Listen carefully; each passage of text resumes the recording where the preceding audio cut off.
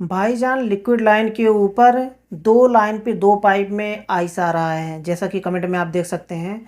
दो पाइप के ऊपर आइस आ रहा है, इसका क्या रीज़न है? एम्पियर भी सही ले रहा है और गैस भी हमने कम्प्लीटली चार्ज किया है, लेकिन उसमें आपने गलती क्या किया है इसको भी समझ लीजिए। दो लाइन के ऊपर आइस आ रहा है। अगर ऐसा होता है कि पहले दो लाइन विंडो एसी में कभी दो लाइन पे के ऊपर आइस आता है, तो धीरे धीरे कभी एक लाइन पे आइस आता है, धीरे धीरे करके बढ़ते बढ़ते बढ़ते बढ़ते पूरे कूलिंग कॉइल के ऊपर आइस जम जाता है। ऐसा होता है। अब इसमें रीज़न क्या है, प्रॉब्लम क्या है, तो चलिए हम डीप में इसमें हम बात कर लेते हैं।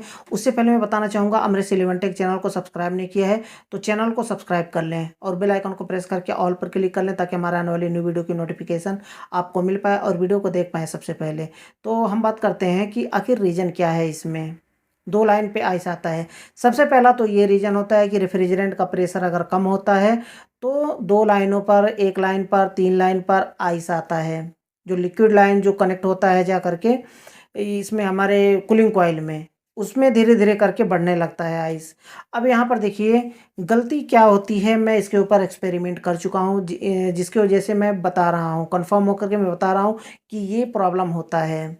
अगर विंडो एसी है, स्प्लिट एसी होता है तो जैसे तैसे गैस को ढकेल देते हैं, कोई बात नहीं है।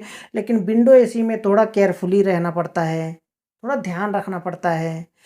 कैपिलरी चेंज कर रहे हो, फ़िल्टर चेंज कर रहे हो, आपने उसमें गैस चार्ज किया है, लेकिन कैपिलरी फ़िल्टर आपने देखा है कि नहीं देखा है? सिस्टम को आपने फ्लश किया है कि नहीं किया है? कभी भी विंडो एसी में नए सिरे से अगर गैस चार्जिंग कर रहे हैं और सिस्टम ज़्यादा पुराना है, पहले भी ये प्रॉब्लम आता था, कूलिंग नहीं हो रहा है या फिर कंप्रेसर ट्रिप हो रहा है, तो कभी भी ऐसे एसी में, विंडो एसी में गैस चार्जिंग कर रहे हो तो जा उसमें क्या है ना कि उसका कैपिलरी और फ़िल्टर उसको रिप्लेस करना ज़रूरी है। काफ़ी इम्पोर्टेंट होता है ये, ज़रूरी होता है, अनिवार्य होता है चेंज करना।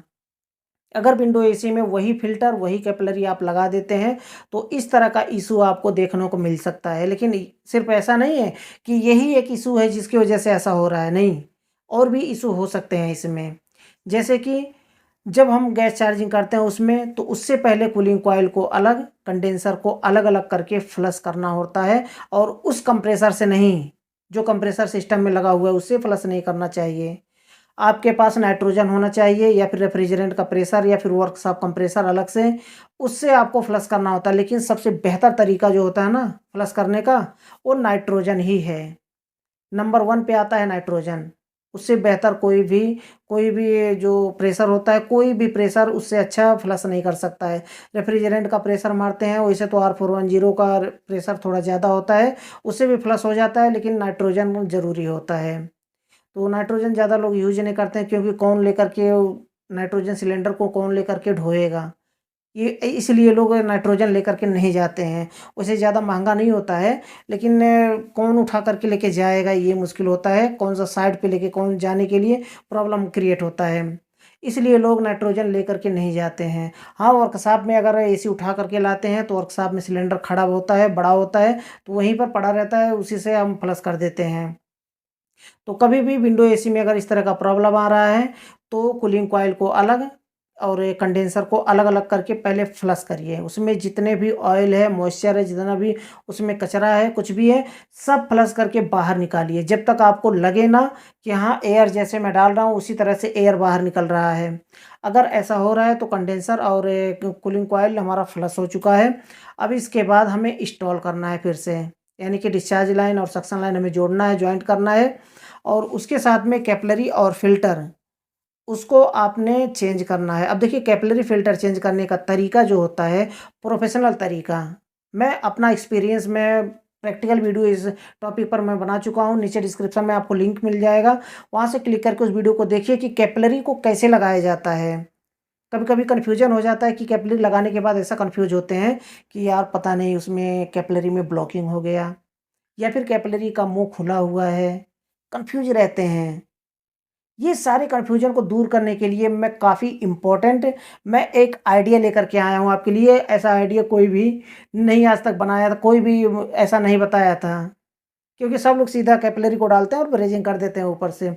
लेकिन मेरा पहला ऐसा आइडिया था जो कि ब्रेजिंग करने के बाद भी हम दूसरी तरफ से देख सकते थे कि हाँ, देखिए कैपिलरी का मुँह खुला हुआ है। ऐसा आइडिया मैं लेकर के आया हूँ, जो कि प्रैक्टिकल आपको वीडियो मिल जाएगा।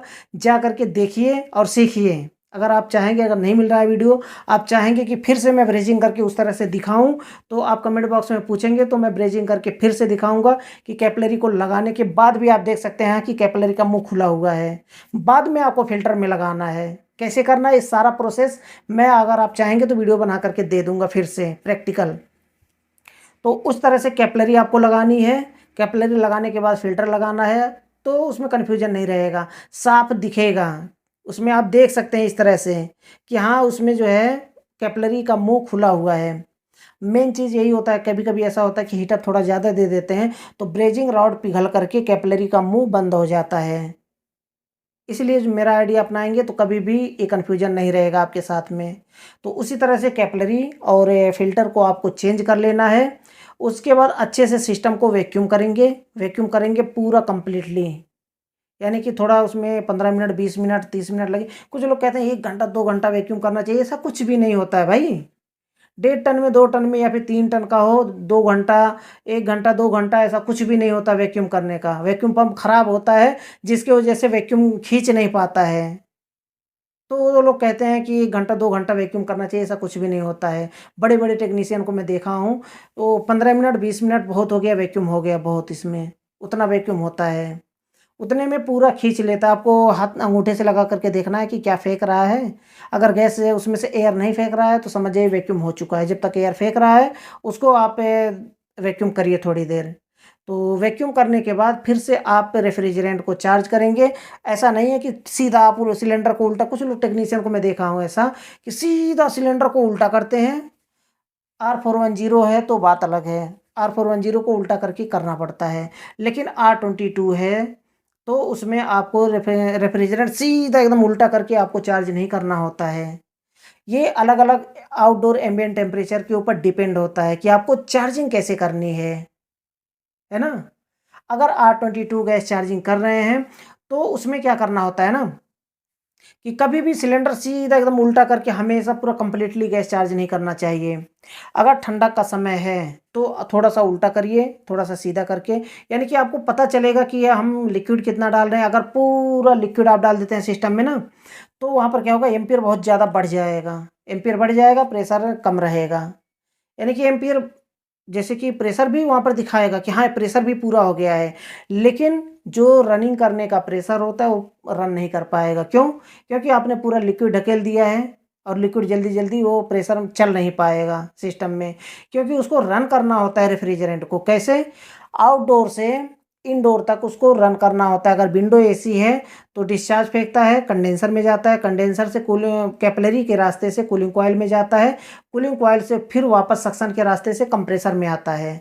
ये होता है कंप्लीट रनिंग रेफ्रिजरेंट का। चाहे जो भी सिस्टम हो, रेफ्रिजरेशन सिस्टम हो, चाहे रेफ्रिजरेटर हो, डीप फ्रीजर हो, या फिर एयर कंडीशनर सिस्टम हो, विंडो है, स्प्लिट हो, डक्टेबल एसी हो, या फिर इन्वर्टर टाइप एयर कंडीशनर हो, कोई भी सिस्टम हो रेफ्रिजरेशन, सारे सिस्टम इसी तरह से काम करते हैं। एक कंडेंसर लगा होता है, एक कूलिंग कॉइल लगा होता है, सारे रेफ्रिजरेशन सिस्टम में। तो इस तरह से काम करता है। तो वहाँ पर क्या होता है, अगर लिक्विड आप बहुत ज़्यादा डाल देंगे सिलेंडर उल्टा करके, तो कैपिलरी में जा कर के वहाँ पर वो आगे नहीं बढ़ पाता है। कंडेंसर में तो रन कर लिया, कूलिंग कॉइल में भी रन कर लिया, लेकिन जब बारी आती है कैपिलरी से पास होने की, वहाँ पर एक ब्रेकर डिवाइस लगा होता है कैपिलरी और फ़िल्टर, जिसका मुँह बहुत पतला होता है। वही क्या करता है कि हाई प्रेशर से लो प्रेशर में, लो प्रेशर से हाई प्रेशर में कन्वर्ट करता है, कैपिलरी और फ़िल्टर। फ़िल्टर का काम तो सिर्फ़ रेफ्रिजरेंट को फ़िल्टर करना होता है, वो प्योर रेफ्रिजरेंट को आगे भेजता है, यानी फ़िल्टर करके। उसके साथ में कचरा, मॉइस्चर या फिर कुछ भी ऑयल-वॉयल ज़्यादा नहीं जाता है उसमें, तो उसमें आगे बढ़ता है। ऑयल भी जाता है लेकिन ज़्यादा नहीं जाता है। उसमें जाली लगी होती है जो कि फ़िल्टर कर देता है उसमें, यानी कि फ़िल्टर का काम होता है कचरा को रोकना। बस यही होता है, छोटे-छोटे कण होते हैं, कचरा होता है, वो रेफ्रिजरेंट के साथ में कूलिंग कॉइल में ना जाने पाए, वही रोकने के लिए लगाया जाता है फ़िल्टर। तो कैपिलरी में जाकर के क्या होता है कि बहुत ज़्यादा लिक्विड रहेगा तो कैपिलरी में जाकर के आइस भी बना लेगा, और कभी भी कैपिलरी में जब आइस बना लेता है, ये रेफ्रिजरेटर में आप ज़्यादा देखे होंगे कि कैपिलरी में जाकर के उसमें बर्फ़ जम जाता है, कैपिलरी के ऊपर जो है ना, एकदम पूरा सफ़ेद-सफ़ेद पूरा बर्फ़ बन जाता है। जिससे क्या होता है, रेफ्रिजरेंट को पास नहीं कर पाता, कूलिंग कॉइल में नहीं भेज पाता है, तो जिससे कूलिंग नहीं हो पाता है और कंप्रेसर हीटअप होकर के बंद होने लगता है। तो ये रीज़न होता है कि मुझे लगता है कि आप समझ गए होंगे। फिर भी अगर इसको लेकर के कोई भी डाउट रह जाता है, कोई भी क्वेश्चन रह जाता है, तो बेझिझक आप मुझसे कमेंट बॉक्स में पूछ सकते हैं। मैं उसका रिप्लाई जल्द से जल्द देने की कोशिश करूँगा। तो ये छोटा सा वीडियो था, छोटी सी जानकारी थी। अगर वीडियो पसंद आए तो वीडियो को लाइक ज़रूर कर दें। लास्ट में बताना चाहूँगा, चैनल को सब्सक्राइब नहीं किया तो चैनल को सब्सक्राइब कर लें और बेल आइकन को प्रेस करके ऑल पर क्लिक कर लें, ताकि हमारे आने वाली न्यू वीडियो की नोटिफिकेशन आपको मिल पाए और वीडियो को देख पाएँ